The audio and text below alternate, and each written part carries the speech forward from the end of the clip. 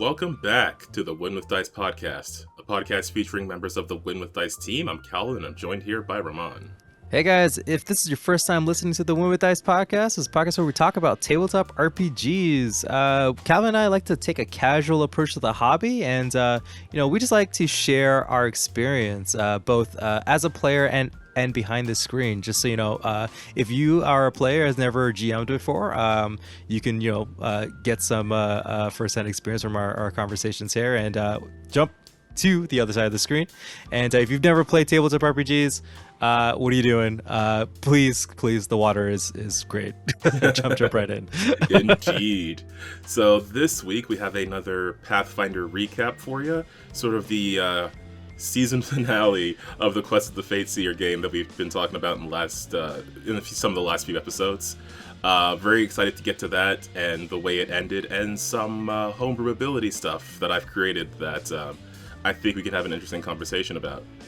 But before we get to all that fun stuff, we have to get to the most important part of the show, the Win with Dice weekly GM tip of the week.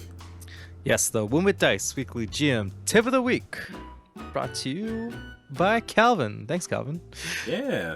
So something that I've gotten a lot of use out of in the last couple of Fateseer sessions, it is a Pathfinder game, Pathfinder 2E, but something I got a lot of use out of is the Game Master Guide, because it has some subsystems that are like remarkably useful.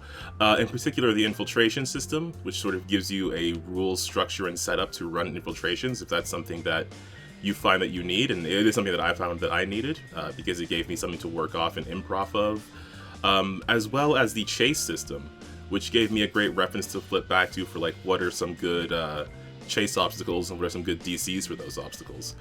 And I think it's just useful in general to see what options there are that are available for the game you're playing, depending on if it's one of the larger games like Pathfinder. There may be some subsystems available that you hadn't thought to use, and definitely other popular tabletop RPGs. There's going to be homebrew stuff that people have made that could either, like, it might not just be specifically setting stuff that you're looking for, but if you're looking for how to do a certain mechanical thing, you could look for those sort of systems. I'm sure there might just be like a random post on Reddit that just has exactly what you're looking for.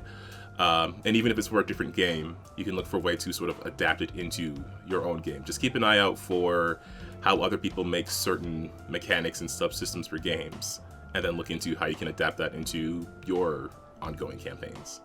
Yeah. Just use those resources. Also, shout outs to the SRD, all those that very, very free resource if you're playing Pathfinder and Pathfinder 2E. Just a quick Google search away, you could find exactly what you need. This is true. Yeah, makes the game running so much easier. Makes running the game so much easier. Yeah, like Ramon and I were just talking like off screen, and like. It is a kind of an easy thing to say when all the stuff for Pathfinder is pretty much available for free on Archives of Nethys, or what's the other one, PF2 Easy or something like that.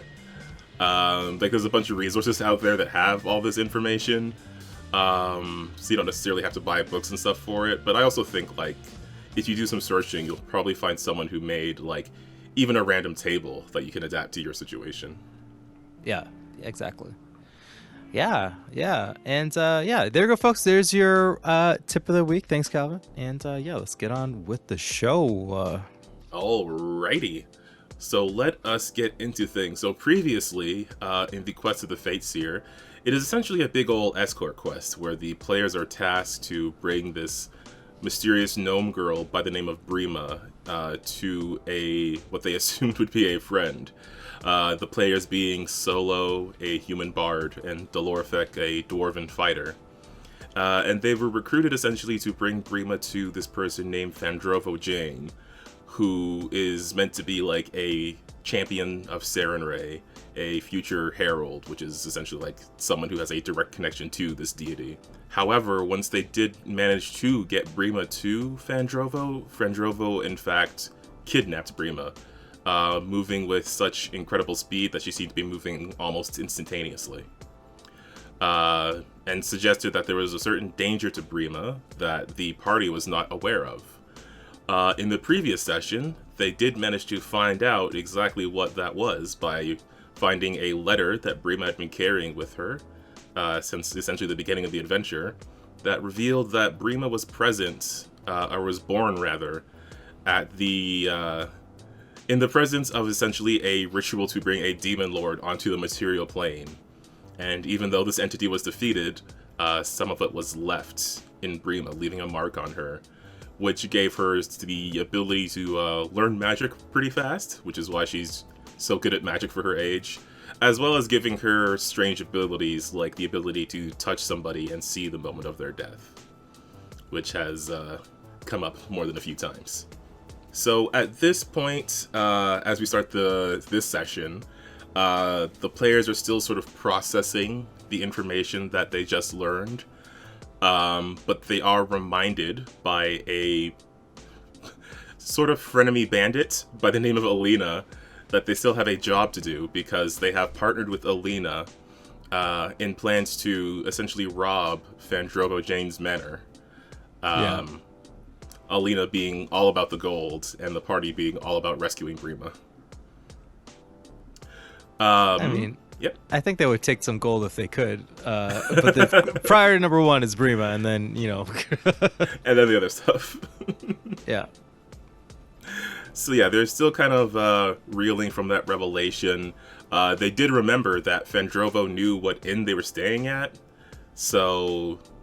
especially given like they just broke into a major cathedral to recover that letter and some schematics for Fandrovo's home, so things were a bit dicey for them in the city.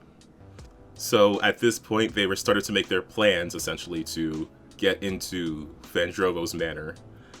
So the next day, they did some purchasing of disguises and stuff, including some chalk to sort of like make scuff marks on their face and different things to like disguise their appearance, which I thought was very fun. Yeah, they did some shopping.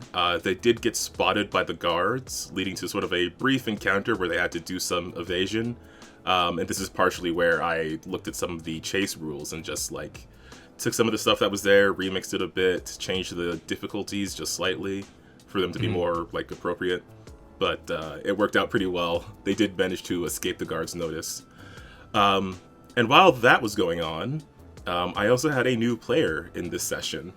And I just set them up with pretty much a generic half-elf rogue with a little bit of magic. And they were part of Alina's group, so I had them playing this character by the name of Izzy. Cool. And this is a person who is... I'm working sort of outside the campaign with them to make a new character and bring them in for the next arc. Very excited to do that because there's a lot of stuff going on with that character that I think is going to be pretty interesting going into the next leg of this adventure. But for now, they were just playing this rogue character, and they were having this conversation with Alina, where Alina was saying, like, just focus on the gold and the loot, but don't worry about, like, rescuing the kid, because, we're not heroes, we're just here to do a job and get out. But Izzy could tell that Alina was, like, saying that for her own self as much as to assure everyone else. Yeah. But, yeah, so the party returns, they reconvene, and everybody gets ready to travel out to the small town of Jane's Den, which is where Fandrovo Jane is from. It has a long history with her family, obviously. And yeah, we just did a bit of travel, just did, like, one day of stuff on the random travel table. In particular, I had the new player roll for the table, and unfortunately they rolled an encounter, so they ended up having to deal with a warg who was leading a wolf pack, but they did manage to fend off the creatures with a mix of intimidation from Delorfek and like using message to create the sound of an animal nearby with a little bit of deception, which is probably a stretch on how the spell works, rules as written, but it was a clever idea, so I went with it. Yeah, it's always those like, hey, I just want to make like a surprise sound so someone's startled kind of thing, right? Like, Yeah. you didn't really want them to actually fight wargs and wolves. They're like, oh, we got a lot more stuff to do. Yeah, pretty much. Like, it would have been an interesting chance for like the new player just to get used to the combat mechanics, but at the same time, it's like, this is pretty smart. Let's go with it. Yeah, I'm curious. Has this new player played Pathfinder or Pathfinder 2? Mostly played 5e and some Call of Cthulhu. Oh, okay. So I actually have been trying to figure out how to get their because they have a 5e character that they like, and I'm trying to figure out how to build it in Pathfinder. I might have to ask some people on social medias how to do some specific things, because there are some cool abilities that they want to have that I just couldn't figure out how to do. Rules is written, so maybe more homebrew. But yeah, they did manage to succeed in that. And then that night, something that Solo bought a while back, not a while back, like a few days ago in game terms, is this thing called a seeking bracelet, I think is what it's called. And essentially it's two bracelets in a pair, and when you break a gem on one of them, it sort of like sends a signal to the person wearing the other one. It's not like a location or anything, but it's just like you get an alert that the other thing was broken. Yeah. And that night, Solo got an alert that the other end of the seeking bracelet had been broken. Oh, it's just one go? Yeah, pretty much. Oh, okay. So long as you're on the same like plane of existence, you can feel it. Okay. But it did confirm for them that Brima was still alive, at the very least. And then we get into infiltration stuff as they arrive in James Den the next day. So my thing with how I did the infiltration last time is I was counting the... again, the way infiltrations work is you have something called infiltration points, and you accrue those points to get through obstacles. But the points only count towards those specific obstacles. Like some obstacles might be worth 1, 2, or 3 points, which are just basically like successes or critical successes on checks. I had been counting those for the entire infiltration, though, which is not how those are supposed to work. So what I chose to do instead was give the party more time to prepare for the infiltration. And these preparations would give them something called edge points, and these edge points turn failures and critical failures into successes. Interesting. I might take a deeper dive on that for game design purposes. Yeah, it is a pretty good system. I quite like it. It sounds pretty cool. It sounds like you can use like previous successes to snowball your way forward. That sounds like pretty cool, actually. Yeah, I like that. Yeah, like I really like the idea of it because it gives people the option. Like it's very like it's a bit light as far as like the edge points go, because it's more narrative based. So, but it still applies mechanically. So like if you're doing something, you still have to find a way to make sure your edge point applies to the situation. But if you can figure out a way that it helps, then your failure turns into a success. And I really like that. Yeah. So yeah, they were able to do some research and get some more information. They found, by scouting outside the house, they found a few things, such as that none of the staff of the house were going into the basement, like all the groundskeepers and stuff. No one was going into the basement area that they had seen on the map that they acquired. They found that Fandrovo had sent some of her staff out of town on vacation, basically. The majority of them. And some of them had been going to see that fighting tournament that your character Baruth is currently in. I hope Baruth is winning. I should probably do some rolls on the side just so everybody can get an update. maybe after like a week or after this whole thing, like there'll be like news traveling the town talking about, oh, you know what it should be? I should like write a song that the bards would sing if Baruth won. So that, like you could just use it. Absolutely. I did write like a timeline down for how long the tournament would be, because I thought that's where things were gonna go. So yeah, those were probably gonna sync up in certain ways. Yeah, cool. I'll make some notes in my .idea file, or it's just like, what if Baruth won the tournament? This is how you would talk about his muscles. Like that's like. I feel pretty confident about it. I think he could do it. Sick. So yeah, some of them are going off to see that. They found out that Fandrova herself was out of town, going to see a local seer, and she wouldn't be back until very late at night. And then another thing they found, by looking into some underworld contacts as well, is that Fandrova had recently shipped in a bunch of materials and some constructs, like animated armors, essentially. Oh, ooh. This is sick. I kind of like this. I can see why Blaze in the Dark is like such a very popular game because like this whole infiltration thing just sounds. It just makes you. It just like from the player's point of view, it just feels so cool to just kind of get all this cool information and then make a plan. Yeah, I really do like it. Yeah. I'm probably gonna keep using it, and probably some of the other subsystems in there. Like I keep looking at the reputation system and wishing I had an excuse to use it. Oh yeah, I don't know. I mean, maybe after this, maybe they'll be infamous. True. But yeah, with all that information, they started to work on actually infiltrating the manor itself. First off, working on how to get themselves inside. So Delorfek and Solo were there with Izzy and Alina. Alina managed to roll decently for once and managed to get her way inside using some stealth.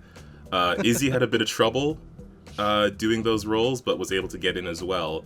And they were positioning themselves by the front door so they could open it, and then that would make things a bit easier for Delorfek and Solo, who were using their disguises from the previous infiltration to help get themselves in.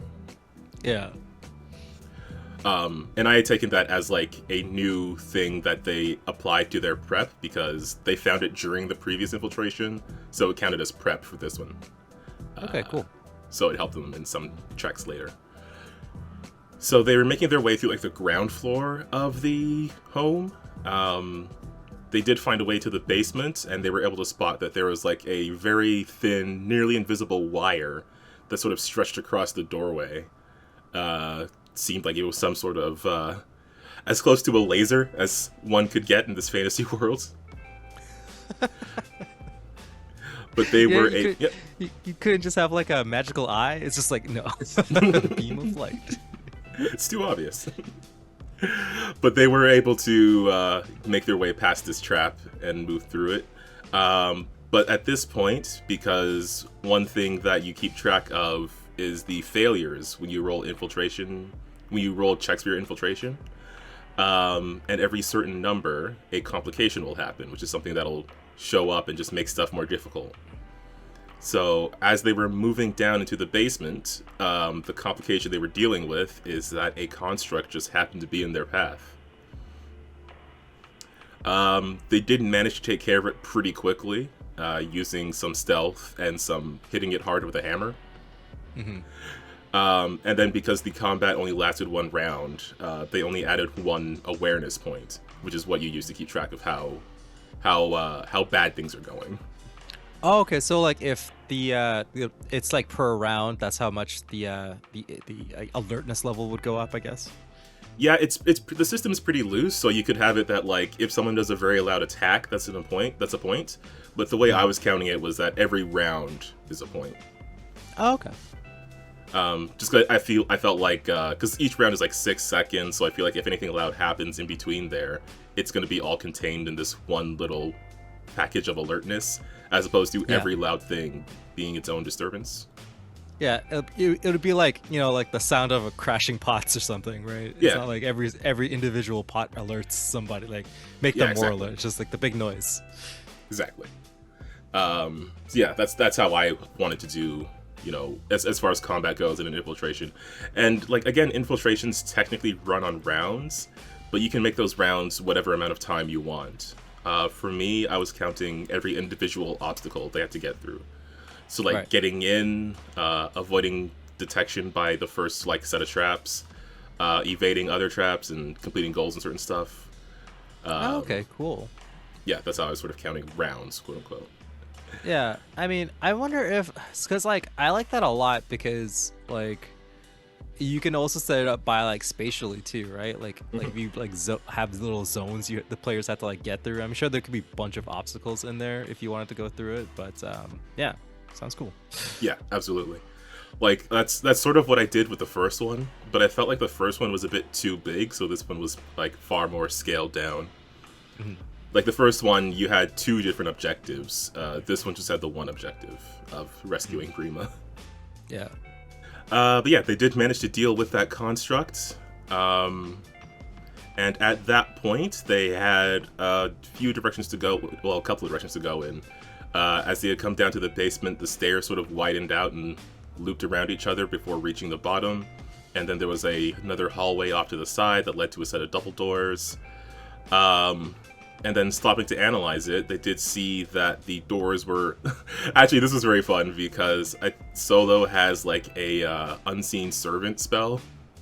So he sent his servant to check the door, and then his servant just got like annihilated by a burst of electricity as it touched the door handle.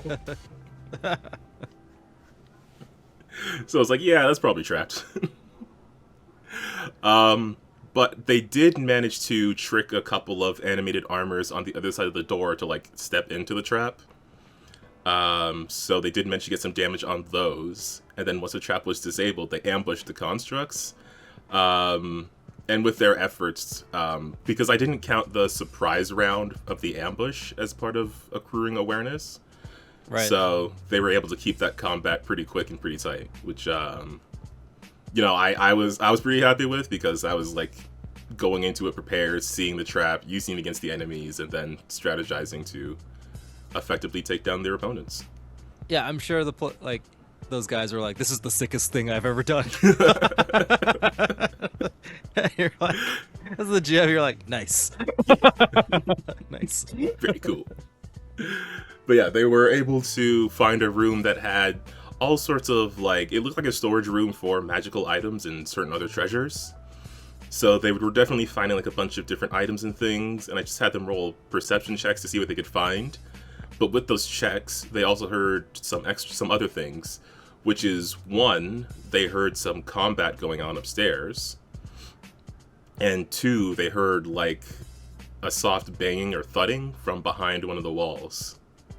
So Alina and Izzy essentially are going through all the loot and stuff, which is going to be pretty interesting, that the one-time use character is probably going to have some of this important treasure that I left there. But nice, love it. Just put it in the bag. It's fine. Delorfek was able to break through this false wall that he had found with the noises coming from. Under normal circumstances, it would be able to open with like a hinge and stuff, but he just like took the hammer and applied force, which made much more sense. And behind there, he was able to find, along with everyone else, he was able to see, it was like a well-furnished cage of cold iron. Like, the bed looked very comfortable and everything. There was food in there that hadn't been touched, but it looked nice.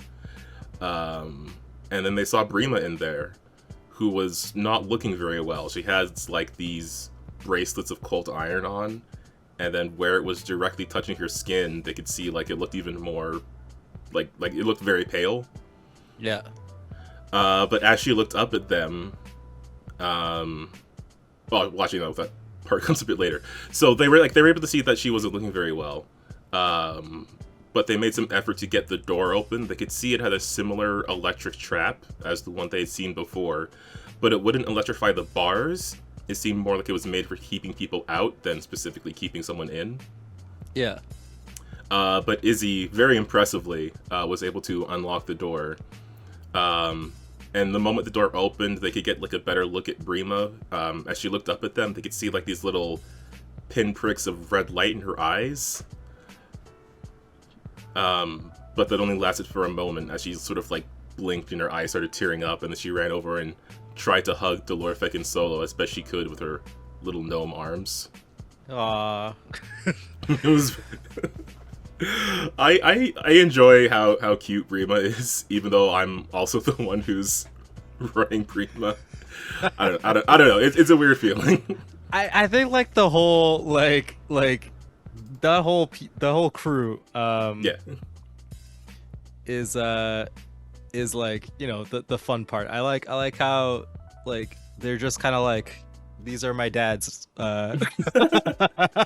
Yeah. Yeah. So yeah, they were having their reunion moment. Delorfek had to carry Brima because she was not really able to walk very well on her own, and they didn't want to take time to like get those bracelets off because they wanted to get out of here. Alina had gone to scout ahead to see what was happening, and she found that the gnome cult that was described before, the one that had been trying to summon this demon lord in the first place, they were attacking the house and sort of cutting through some of Fandrovo's like staff. But Alina also was about to warn them that Fandrovo had arrived. But Fandrovo herself showed up, just slowly walking down those stairs. Not intentionally, but taking some slow, menacing steps downward.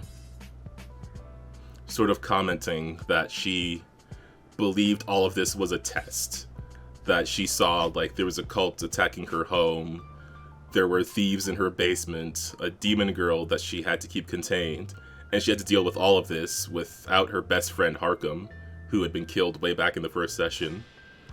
And was Brima's caretaker for the last decade and a half. And she believed that Serenray was testing her and putting her through all of this. And then we sort of got into an argument about, like, Fandrovo's actual actions, because this is after the party has learned that Fandrovo just wanted to destroy Brima after seeing this portion of a demonic entity get contained within her, and how Fandrovo was saying that, like, they can't risk letting Brima out under any circumstance, because if the party is wrong about her, and if Brima can't deal with this power, or she can't contain it, or anything like that, then she fully believed that literally everyone in the entire continent, or the entire world, would die due to this demonic entity. Mm-hmm. So there was some argument about that.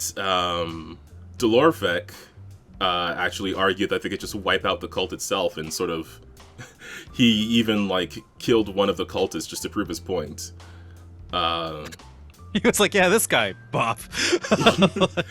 Yeah, pretty much. Why not just stop the cult?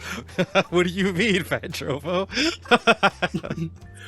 Which is a fair point, but you know, she was too caught up in her own thing. Solo was hoping that they could reason with Fandrovo by proving how capable Brima was, given, you know, everything that the two of them have seen Brima go through. Yeah. Izzy and Alina just thought the whole thing was terrible. Just thought it was all a bad idea in general. Yeah. But Fandrovo was just too... Like, this is one of the things of, like, playing a character that I deeply disagree with. Because they were making some good points, but the thing with Fandrovo is, like, the way she sees it, which I hope I made clear, the way she sees it is, like, if she does anything other than keep Brima in a cage of cold iron, or destroy her, then everyone dies. Literally everyone. Yeah. I mean, it's the classic, like, if only you knew the truth, right? There's only one way to go about things, villain. Where it's like, yeah, pretty much. we have to murder this small child, or the whole world's gonna die. Don't you understand? It's yeah, like, oh, yeah. Dude. Like she couldn't put the needs of one person over the lives of everyone that exists or will exist. But at the same time, like, it's not like they're making unreasonable statements. One is like way riskier, right? It's like keep Brima locked up forever. Well, she can guarantee, because she believes she's the most capable person on the planet to deal with this situation. Or she's like chosen by Serenray on the continent where, like, you know, her whole family defeated like the evil lich person, right? Mm-hmm. You know what I mean? Like, it's like she was like, I'm built for this. This is my story. I'm the main character, right? You guys don't understand, right?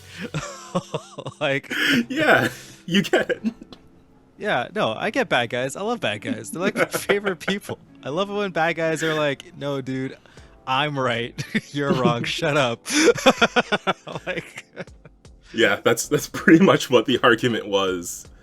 So yeah, at that point, Alina just kind of kicked things off a bit, because she was going to just move past Fandrovo, but she had taken her weapon out, and she was moving with more hostile intent. Because Delorfek had walked past her before, but not to attack her, but just to attack one of the cultists. But Alina looked, again, like she was moving with hostile intent. And I kind of wanted to kick things off a bit, because in that moment, Fandrovo, who was right next to Delorfek, and he would have gotten an attack of opportunity if he could have hit her, because Fandrovo again moved instantaneously, slashing into Alina and sending her tumbling back down the set of stairs, sort of in the same exact way that Brima's vision of Alina's death had shown. Oh no! No! No! Yeah, fortunately for Alina, she didn't die. She was just at like 50% health. But Oh, okay. yeah, part of me wanted to just instant kill her, but part of me was like, let's see how this actually goes. Okay, that's fair. I mean, I think it would have been dramatic, and I don't know, but you're right. You're more of like let's see what the dice say. Pretty much. Let me consult the bones. Yeah. So yeah, she just moves like that. Alina goes down, and then fight starts at this point. And as it goes on, I mean, this is I don't know if you've probably had this situation before where you have an NPC in a fight and they're on the party side, and they do a thing that if a player did it, it would frustrate you because it's like you're perfectly capable of doing that, but it really interrupts my plans. Because as things were going on, like Delorfek came down and he just like bonked the crap out of Fandrovo and sort of like knocked her off the edge of the stairs. And she was able to like save herself from taking damage, but she was still now at the just because of how the stairs looped around in a curve, she was still at the other side of the stairs. Right. But Alina was able to reach out to Brima and touch her and cast invisibility. Oh, nice. And yeah, I was like looking at Alina's spells, and I was like, oh, you know what she could do, and she's right close enough to do it. I guess she would. I can't stop this from happening. It's what the character would do. I love that. Like, you know how many times she's like, you're like, oh man, I had put this invisibility spell here so she can have a quick escape, but she's never escaped with that invisibility spell. Like, you are absolutely right. She's had that since like the first time the party met her, and she still got caught, and she still got her stuff taken when she first tried to rob this party. Oh man, and she didn't even use it during the infiltration because I totally forgot about it. Oh my god. But yeah, she used it on Brima, and it lasts for like a minute, as long as the person doesn't do anything that targets an enemy. So Brima couldn't really like do any blasting and stuff, but she could do like healing. She could do like blessing guidance and that kind of thing. Yeah. And Izzy was able to give Alina a healing potion. So yeah, the party was trying to fight off Fandrovo. Although not many blows were getting through, but Delorfek got a pretty solid crit in there. Yeah. But during the course of the fight, and I'll get into some of the mechanical stuff after the recap part, because I do want to discuss it. But during the course of the fight, Fandrovo sort of caught her breath after, that rapid movement she had done before. And as she was in front of Delorfek, there was again this instantaneous movement, like her sword was in one position, and then in the blink of an eye, it was in another. And then Delorfek just took 60 points of damage all at once. Pretty much instantly downing him. I mean, just pull out the finisher move, man. She really did. Time for my secret arts technique. just sheathes the sword into her. She just explodes and cuts. It's like, ah! It was a little bit like that. Like mega anime moment. Oh, it was definitely an anime moment. But yeah, they like after doing that, she also looked like very exhausted for the next couple of rounds. So the party was able to take advantage of that with Delorfek using a hero point on his revive. Alina and Izzy essentially escaping and carrying Brima up through the stairs from the basement out of the house. Delorfek and Solo working to sort of slow down Fandrovo once they get Delorfek back on his feet. Um, and at this point, because of how things were moving, like I just went into like a chase sequence because I didn't want to have everybody like stuck to moving on a grid and everything. Yeah. Because it was clear what was going to happen. Like Alina and Izzy are going to get Brima out of there. Fandro was going to chase them because even though Brima's invisible, like she can see that Izzy is like carrying an invisible bundle. So Yeah. she couldn't see Brima casting her spells, but she could definitely notice that. Yeah. And then Delorphic and Solo were going to try to slow her down, so I didn't want to have everybody like stuck on the grid space and having to use combat initiative and everything. Mm-hmm. So this was more of a chase sequence, but it was a very layered one because it's like one person's running away, one person's chasing them, and then one group's running away, an NPC is chasing them, and then another group is chasing the NPC. So Interesting. I'm wondering, where's like, were all the cultists still doing the cultist stuff, or were they all taken care of during that fight? They had pretty much been taken care of once Vandrova arrived. She had captured some of them alive, and they were still like bound up, basically. True. But yeah, at this point, there wasn't really anyone else to get in the way of the party as they tried to escape. So they headed back into the town of Jane's Den. And fortunately for them, they had made some like underground criminal connections while they were doing their research. So they would be able to like hide out somewhere if they were able to get to a certain location. So yeah, I just had them running a chase through the town. Izzy managed to create a distraction using a very cool rogue feat that I saw called Escape or Feigns Escape, depending on... It's called Feigns Escape in Foundry, but it's just called Escape in other stuff, I think. But essentially what it is it's like if you have a deck of cards in your inventory, you can use it to... Like, you can just do 52 pickup, basically, and just spray all the cards out, and then it makes it easier for you to do stealth checks. But the way the player used it is like making a distraction in a crowd to get away. Yeah. Oh, nice. Yeah, I thought it was a cool ability to maybe use during the infiltration, but this was a pretty creative use of it. Yeah. So yeah, a crowd showed up that was kind of slowing down Fandrovo. Delorphic egged the crowd on a bit by saying, "Oh look, there's the hero Fandrovo," and Solo broke out his bagpipes, playing a song that like affected Fandrovo's focus. So I was just saying, like, between all of that, you're able to buy yourself enough time to get away. Between like Fandrovo starting off exhausted, Izzy having fleet, even though they were carrying someone. So yeah, essentially they were all able to reconvene at this like storage area where they had talked to some like underground criminal contacts before, and they were like, you know, we can keep you here for like a day or whatever, but you're bringing down a lot of heat on us, so don't get too comfy. Yeah. And it was at this point that they're sort of like, they talk to Brima, they get the cuffs off of Brima. Alina and Izzy have a conversation where Izzy asks for a raise. That's pretty good. Which is, yeah, fair enough. But yeah, as they're talking to Brima reveals that like she had tried to escape the day before. Like that's when Solo got the signal of the thing that had broken. And she did manage to land a blow on Fandrovo, but Fandrovo just did that thing where she moved very quickly and was able to catch Brima and like return her to the cage, and then that's why Brima had the actual bracelets on. But Brima also revealed that she had a conversation with Fandrovo, although it was mostly Fandrovo doing the talking. Actually, no, sorry, it was Fandrovo like doing a prayer to Sarenrae and then having a conversation later, and then she was sort of putting things together.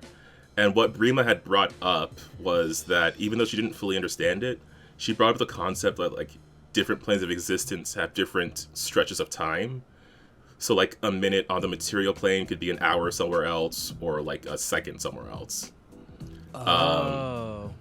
And she was talking about how Fandrovo was said to have power over the realm, which is something that the party had heard a few times in the last couple of sessions. And what she revealed was that Fandrovo's power over the realm was the ability to stop time. No, she has Zeraldo powers. Oh man. Oh, I wish you had the same sound effect. Yeah, so that was the end of the session. That was the thing that I didn't want to get to. That was the thing that was revealed. Vandrovo as the realm, which is this is so funny because now the context of the Discord chat makes sense. Yeah, our Discord always has memes in it. Cool. I mean, yeah, that's pretty sick, actually. Now you're making me think I should go mine JoJo's for cool abilities. Totally. Yeah, that would be funny. I'll just make everyone fight Dio. That sounds really good. Yeah, why not? I've actually been using the there's like a bardcore version. Bardcore is like a fantasy version of music. There's a bardcore version of the opening for Part 3, JoJo's Bizarre Adventure Part 3, that I've been using as their theme song for their sessions. And I gotta be honest, I thought it would have been super obvious what was going on when they met Fandrovo and she was moving instantaneously, and she had been described like a few times of having power over the realm. I thought I made it too obvious. You should get her to just throw throw a card at them or something. That probably would have made it make more sense. Well, don't give that part away. But yeah, no, I like they thought it was more like some sort of enhanced version of haste, which in some ways it is. Yeah, I mean the difference between stopping time and moving really fast is like, relative to the observer. Yeah, exactly. So yeah, there was a comment also of them being called the Pixie Dust Explorers instead of Stardust Crusaders, which was very fun. But yeah, that is where that session ended. And I did want to talk like mechanical stuff about the time stop thing with you, because I wanted to run it by you and see how you felt about it, because I was worried it would feel cheap, especially with the lore effect taking like 60 damage all at once. But everybody was actually pretty cool with it, which I'm very glad with. I think if it's warranted because the villain is that badass, I think it's fine. People will accept a lot, right? Yeah. People will be like, yeah, that makes sense. This lady is like, 7 foot tall, all muscle, glowing, like red holy light or whatever, or a golden light. Like, yeah, she could do whatever she wants. I have no problems with this. Yeah, because even like Delorvix player like specifically mentioned, like, it's not just some random thing. It's not like being randomly attacked by a wolf or putting your hand in a bag and being consumed by that bag, which were some very specific examples. Yeah, it is the named villain of the whole campaign can do 60 damage to in one shot. Yeah. All right. Cool. All right. Okay. So I do want to run the mechanical stuff by you because I want to just get your input on it. Players should probably skip this part because when we finish this discussion, we'll just go into the outro. So I'll just put timestamps below. But okay, so the way it works is, and I kind of had this in mind for a while because I was referring to the time stop spell that exists in Pathfinder. But the way that one works is it's cost 3 actions to do, but then it gives you 3 sets of 3 actions, so 9 actions essentially. And you can like move and stuff, but you can't necessarily do things that directly harm other characters. You can set up spells for like reacting and stuff. Like you can do stuff that doesn't directly impact other characters. And I've seen people talk about how to use that to strategize. You can set certain things up and change position and stuff like that. But that obviously wasn't what I wanted, because I wanted a thing where you time stop, you're able to attack, and then you're able to move and like attack people. Like I wanted something that you could attack someone. Yeah. So I worked from that, and essentially I reduced it. It's like it's an ability. It still takes 3 actions to do, but what it does is it gives you 1 set of 3 actions. But you can use those actions to do attacks. Like you can make a strike in those actions, Right. and your enemies count as flat-footed towards you during that time. But afterwards, after it ends, the character is slowed 2 for 1 round, and then slowed 1 on the round after. And then while they are slowed, they are also flat-footed. So it's essentially okay. yeah, it's essentially like Fandrova is getting 3 free actions where everyone's flat-footed to her, but then after that, she's losing 3 actions over 2 turns, and she's flat-footed to everyone else. Oh, so she's like borrowing from her next turns, basically. Yeah. Yeah, that's like fair. I think that's very balanced because it makes it so like if you are able to defend against her actions, right? Like maybe she just rolled poorly and she missed a bunch, and you're able to like take advantage of like it's like pretty cool because then it's like you know, if because now that the players know about this ability, like maybe they can even set up stuff beforehand, right? Like maybe stand next to a pitfall trap and she comes over there and tries to step on it. She's like, oh, you're like all of a sudden she's like in the pit because she didn't know about it. It makes sense to me. It also makes sense like in the game and also in like I guess like kind of IRL, like in narratively it makes sense. It's like she's like borrowing from her future, so she like is kind of not stopping time but kind of moving really fast forward in time. Pretty much. Like it's yeah, that is what I was trying to aim for. Like, she's just borrowing actions from later turns and then making herself vulnerable during that time. She also, because it costs 3 actions to use, she can't use it for 2 turns because she's slowed 2, so she only has 1 action, and then she has 2 actions, and then after that, she's back to 3. Yeah, it feels kind of cool because then there's like these spikes of like drama, right? It's like she could probably down one player with all of those actions, right? So, but then the players get like a couple of turns to kind of recoup and land a counter attack because she's vulnerable now.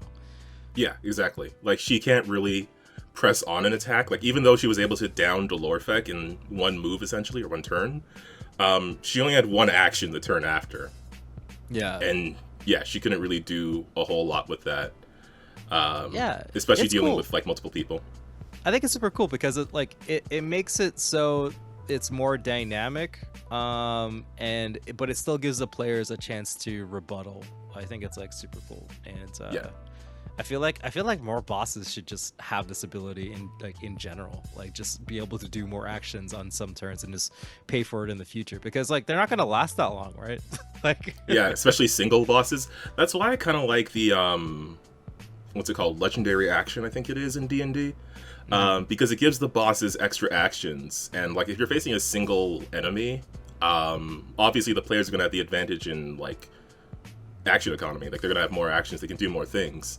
Like, but that's not really a thing as far as I know in Pathfinder. I could adapt it in, but I hadn't. So, well, they're saved because of the balance in terms of how often the players hit. So yeah, the players have a bunch of actions, but the likelihood of all of them being successful is lessened. So instead of hitting twice out of 3 attacks, you'd probably only hit once. So it cuts down the player's effective action economy by half, really, by fighting somebody who's a couple levels higher than you. Because like, you know, those a couple points of like AC really add up. Yeah. yeah, that's a fair point actually. But yeah, I'm just really glad the players didn't think it was super cheap or anything. That was one thing I was worried about. But yeah, it's a very valid point that like this is the boss. If anybody's gonna be capable of this sort of thing, it's gonna be her. Yeah, I mean, again, she's like jacked, 7 feet tall. Like, sure, she can like swing her sword like basically like blindingly fast. So like, why not? That sounds sick. I want to be her when I grow up. Like. So yeah, I just have to figure out where things are gonna go from there. But yeah, I just wanted to cover that because I just wanted to get your opinion on it. Yeah, totally. I'm always down to give bosses like unique things because now it feels less of like, you're like you go, I go, you go, I go. It's like no, I go, and then yeah, yeah, like, pretty much. Yeah, when it's the boss's turn, everyone's like, oh god, hold your butt cheeks, like, like I want that feeling. I always want that feeling. Exactly what I'm aiming for. Right? Yeah. All right. Okay. Well, I'm glad you I'm glad you like it too. Um, yeah, but that's all I have for this recap. I don't know if there's anything else you wanted to know more about, or if we should just roll into the outro. No, I'm excited to, you know, see if that new character. I forget the character's name. Izzy. Although I Izzy. don't know if Izzy is gonna stick around. Maybe we'll see. Well, I like Izzy a lot actually. I like that she asked for a raise. So I'm hoping that once this new player chooses gets their character set up, that Izzy is like second in command now and is now like a named NPC. For sure, for sure. Yeah, yeah, Izzy turned out to be very fun actually. There were a lot of fun moments, especially like having a new player on who's doing like creative stuff because they haven't used the system before. Yeah. So that was fun. My plan was to bring in the new character next time, but we'll see if Izzy sticks around for just a little bit, just for a bit of fun. Yeah, interesting. I'm wondering, would you do like a time skip a little bit, just maybe like a couple of days, or are you gonna let them like? Okay. That was my idea, just to like do a bit of a time skip and then come back with them like somewhere safer, and then figure out where things go from there, and then introduce the new character and probably give them a bit of a nudge in a specific direction, and then see where things go. Yeah, sounds good, man. I'm excited to hear. I'm glad. I'm sure the players had a blast. Yeah, we played for like 7 hours, so yeah. Jeez, yeah, that's one of those sessions where it's just like, yeah, we gotta keep going. This is wild. Exactly. Like I wanted to get to the part where Brima revealed what Fandravo's power was, because I really wanted that moment. Yeah, you don't want to sit on it for 2 years. Oh man, and now we are in free and open territory, because we're not in stuff that I had planned for 2 years. We're in stuff that I had ideas of for 2 years, and now have to get down solid. Yeah. But yeah, if you guys want to hear more about all of that fun stuff, just stick around on the channel, hit the subscribe button, the like button, all that YouTube stuff that you know how to do. And yeah, thanks for checking out this episode. Check out all the other episodes we've had, like other recaps, other game discussions, other topics related to tabletop RPGs. And check out the gaming streams.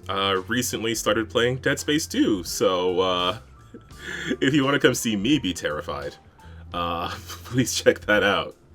Additionally, while you're looking down below in the description, there's a whole bunch of cool Lancer third-party creators out there, so if you're into the Lancer RPG, go ahead and check out all that awesome stuff. Also want to give a shout out to the Untold Stories Project channel, where I'm at a couple of times a week in their various streams, including Freedom League Dark and Gemstars, or magical girls in a fantasy world who are about to face their own final boss. And they've got some cool stuff coming up that I don't know when it's going to be stated publicly, because it was in the private Discord, so I'm not going to say too much. Ooh, secrets. You'll find out eventually, folks. Cal will probably mention it some other time in the future. Yeah, I'll mention it once it actually gets mentioned on a stream or in their podcast or something. Yeah, or maybe we could probably tweet it out as soon as you know too. So follow us on Twitter. Yeah. Check out the Twitter, check out our posts, all that cool stuff. Ramon, anything else you want to say before we head out of here? Head out of town. Head on out of here.